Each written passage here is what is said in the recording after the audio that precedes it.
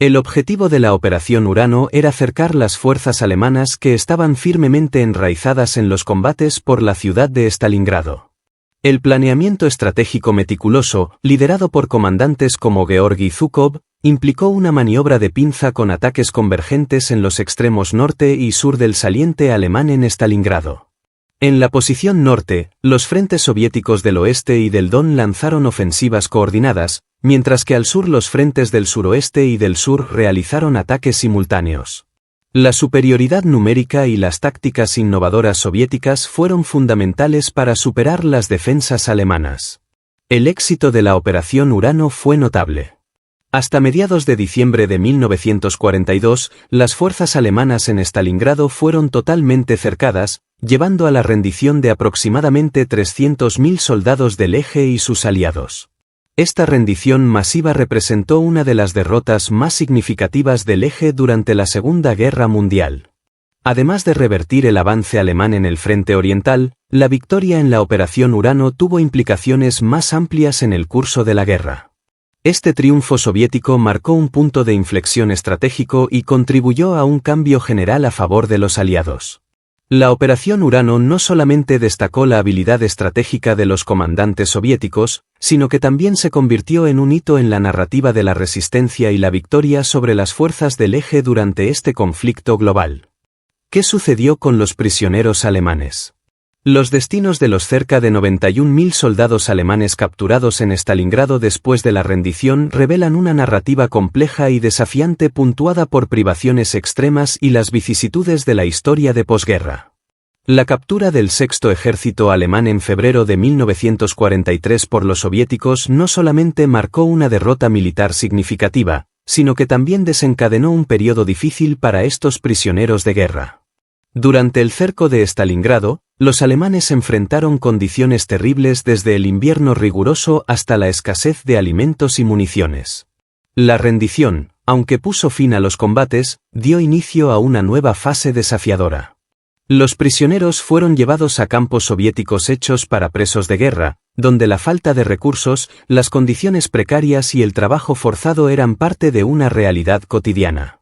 Las estructuras de prisiones soviéticas para los alemanes durante la Gran Guerra Patriótica.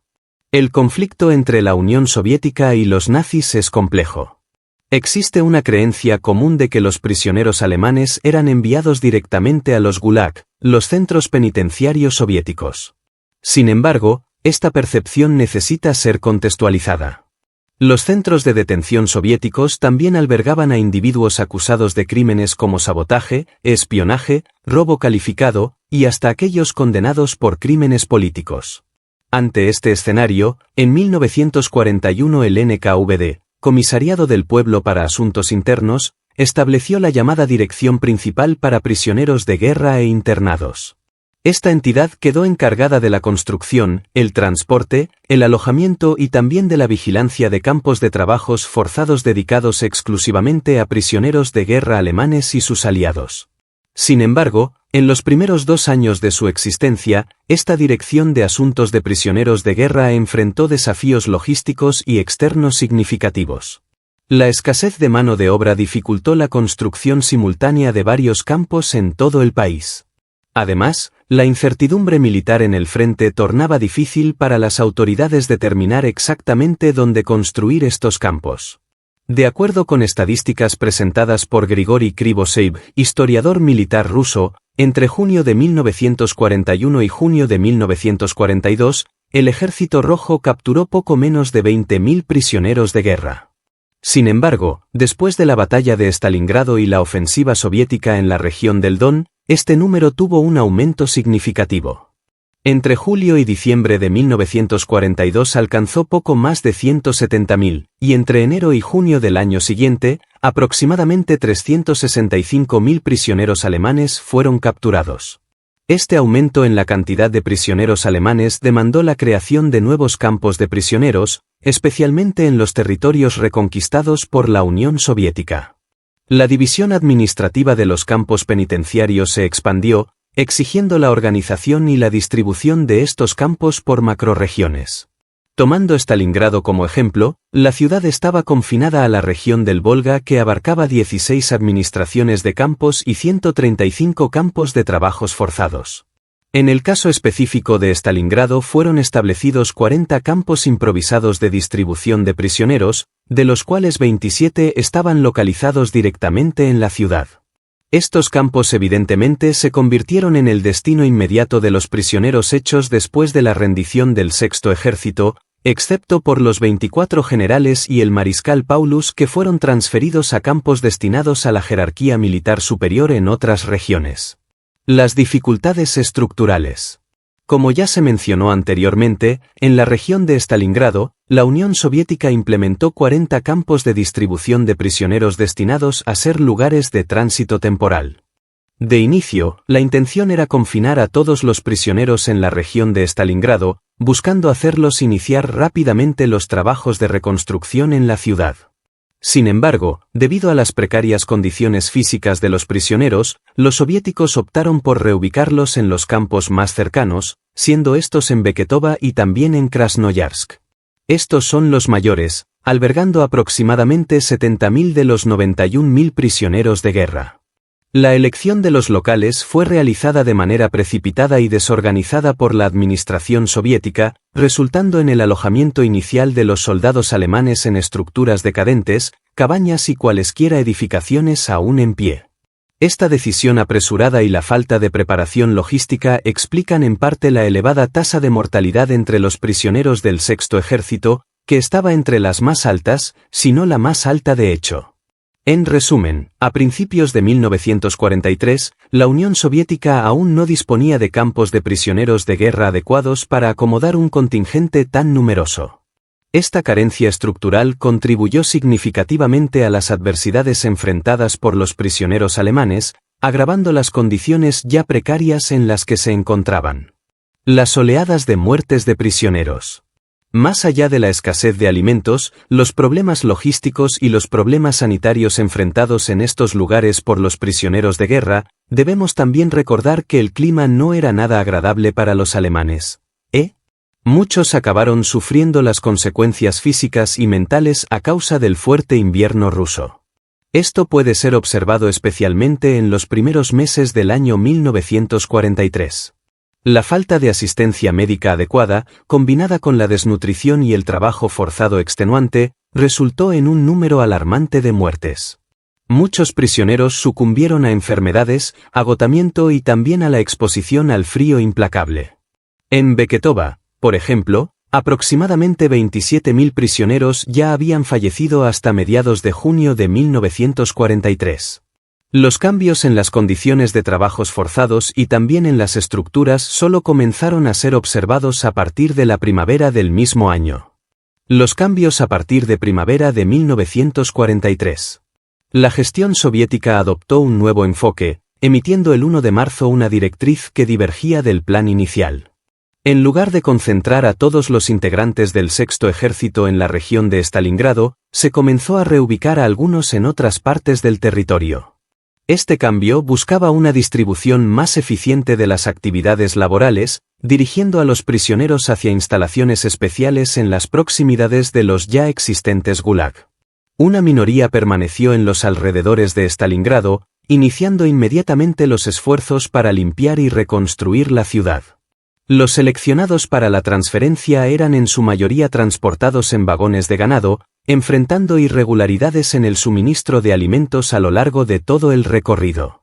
Esta reorganización representó un capítulo adicional en la compleja narrativa de la condición de los prisioneros del Sexto Ejército después de la rendición en Stalingrado. Por causa de este transporte irregular y dificultado, otra gran leva de presos acabó falleciendo. Solo la mitad de los 30.000 hombres transferidos consiguió sobrevivir. No solamente los soldados de tropa del Ejército Rojo fueron afectados. Muchos oficiales y algunos pocos generales también fallecieron durante este periodo. Los cambios a partir del verano de 1943. A partir del verano de 1943, los prisioneros de guerra encontraron un alivio considerable con la llegada a la Unión Soviética de suministros de ayuda de los Estados Unidos. Esta asistencia, enfocada principalmente en alimentos básicos, acabó mejorando las condiciones de vida de estos detenidos, al menos de aquellos que aún estaban vivos. De los 91.000 capturados, solo 20.000 aún respiraban. Como ya citamos anteriormente, los soviéticos creían que los alemanes capturados en combate serían una parte fundamental para la reconstrucción de su infraestructura en la posguerra, y esto de cierta forma ya estaba sucediendo desde la captura, pero aún sin la estructura ni los recursos necesarios para hacerlo de forma más optimizada. Los soviéticos, sin embargo, aún debían un juicio mínimamente justo para estos prisioneros, y esto acabaría respaldando cualesquiera decisiones jurídicas que fueron tomadas por el gobierno en el futuro. Así fue como sucedió. El 19 de abril de 1943, los alemanes podrían ser condenados a muerte o a trabajos forzados. En 1947 tuvimos otro cambio en la legislación de la Unión Soviética. Las condenas por ejecución fueron abolidas y la sentencia máxima pasó a ser la reclusión en campos de trabajos forzados por hasta 25 años. Durante este periodo, la mayoría de los prisioneros, incluyendo los menos de 20.000 remanentes del Sexto Ejército, fueron clasificados como criminales de guerra y condenados a trabajos forzados. Aunque recibían un salario mensual de 7 rublos para soldados rasos y entre 10 o 30 rublos para oficiales, estos prisioneros volvieron para casa. El regreso a casa. Bueno, como vimos anteriormente, la permanencia de estos prisioneros bajo custodia soviética se extendió por varios años, yendo más allá del término oficial de la guerra en 1945. La dinámica geopolítica de la Guerra Fría influyó directamente en la liberación de estos prisioneros, creando un prolongado periodo de incertidumbre por todo el territorio euroasiático. La liberación gradual de los prisioneros comenzó después del fin de la guerra, pero el retorno a la vida normal era un gran desafío. Muchos enfrentaron dificultades de reintegración y tuvieron problemas con traumas físicos y psicológicos. Aquellos que consiguieron retornar a sus casas encontraron una Alemania devastada por la guerra, sumando una capa adicional de complejidad a su proceso de recuperación. De inicio, la intención era confinar a todos los prisioneros en la región de Stalingrado, buscando hacerlos iniciar rápidamente los trabajos de reconstrucción en la ciudad. Sin embargo, debido a las precarias condiciones físicas de los prisioneros, los soviéticos optaron por reubicarlos en los campos más cercanos, siendo estos en Beketova y también en Krasnoyarsk. Estos son los mayores, albergando aproximadamente 70.000 de los 91.000 prisioneros de guerra.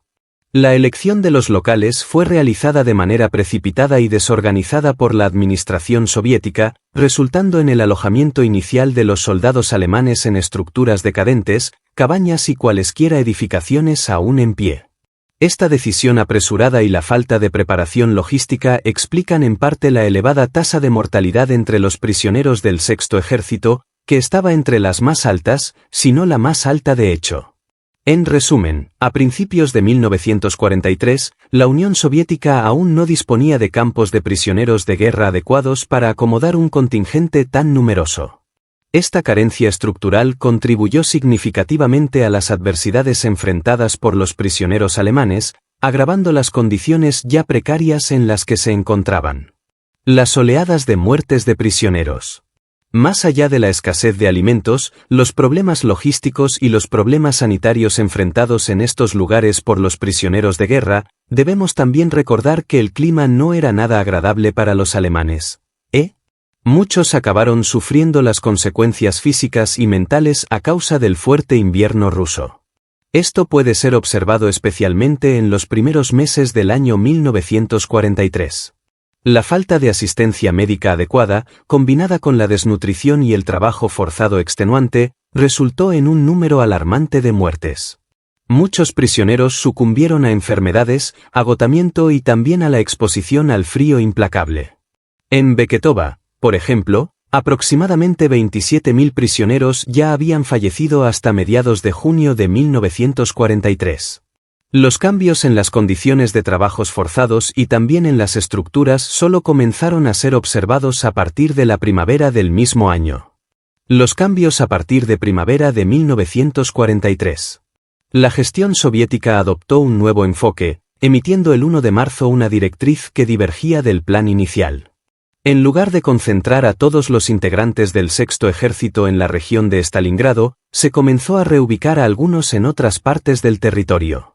Este cambio buscaba una distribución más eficiente de las actividades laborales, dirigiendo a los prisioneros hacia instalaciones especiales en las proximidades de los ya existentes Gulag.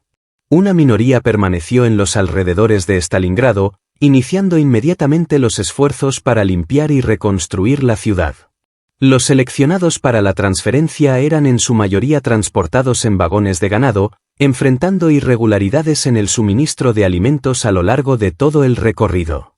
Esta reorganización representó un capítulo adicional en la compleja narrativa de la condición de los prisioneros del Sexto Ejército después de la rendición en Stalingrado. Por causa de este transporte irregular y dificultado, otra gran leva de presos acabó falleciendo. Solo la mitad de los 30.000 hombres transferidos consiguió sobrevivir. No solamente los soldados de tropa del Ejército Rojo fueron afectados. Muchos oficiales y algunos pocos generales también fallecieron durante este periodo. Los cambios a partir del verano de 1943. A partir del verano de 1943, los prisioneros de guerra encontraron un alivio considerable con la llegada a la Unión Soviética de suministros de ayuda de los Estados Unidos. Esta asistencia, enfocada principalmente en alimentos básicos, acabó mejorando las condiciones de vida de estos detenidos, al menos de aquellos que aún estaban vivos. De los 91.000 capturados, solo 20.000 aún respiraban. Como ya citamos anteriormente, los soviéticos creían que los alemanes capturados en combate serían una parte fundamental para la reconstrucción de su infraestructura en la posguerra, y esto de cierta forma ya estaba sucediendo desde la captura, pero aún sin la estructura ni los recursos necesarios para hacerlo de forma más optimizada. Los soviéticos, sin embargo, aún debían un juicio mínimamente justo para estos prisioneros, y esto acabaría respaldando cualesquiera decisiones jurídicas que fueron tomadas por el gobierno en el futuro. Así fue como sucedió. El 19 de abril de 1943, los alemanes podrían ser condenados a muerte o a trabajos forzados. En 1947 tuvimos otro cambio en la legislación de la Unión Soviética. Las condenas por ejecución fueron abolidas y la sentencia máxima pasó a ser la reclusión en campos de trabajos forzados por hasta 25 años. Durante este periodo, la mayoría de los prisioneros, incluyendo los menos de 20.000 remanentes del Sexto Ejército, fueron clasificados como criminales de guerra y condenados a trabajos forzados. Aunque recibían un salario mensual de 7 rublos para soldados rasos y entre 10 o 30 rublos para oficiales, estos prisioneros volvieron para casa. El regreso a casa. Bueno, como vimos anteriormente, la permanencia de estos prisioneros bajo custodia soviética se extendió por varios años, yendo más allá del término oficial de la guerra en 1945. La dinámica geopolítica de la Guerra Fría influyó directamente en la liberación de estos prisioneros, creando un prolongado periodo de incertidumbre por todo el territorio euroasiático. La liberación gradual de los prisioneros comenzó después del fin de la guerra, pero el retorno a la vida normal era un gran desafío. Muchos enfrentaron dificultades de reintegración y tuvieron problemas con traumas físicos y psicológicos. Aquellos que consiguieron retornar a sus casas encontraron una Alemania devastada por la guerra, sumando una capa adicional de complejidad a su proceso de recuperación. El 7 de octubre de 1955 ocurrió el marcante evento conocido como el Retorno de los 10.000, señalando el repatriamiento de los últimos prisioneros de guerra de la Unión Soviética. Esta fecha simboliza el retorno de los últimos sobrevivientes de la brutal batalla de Stalingrado.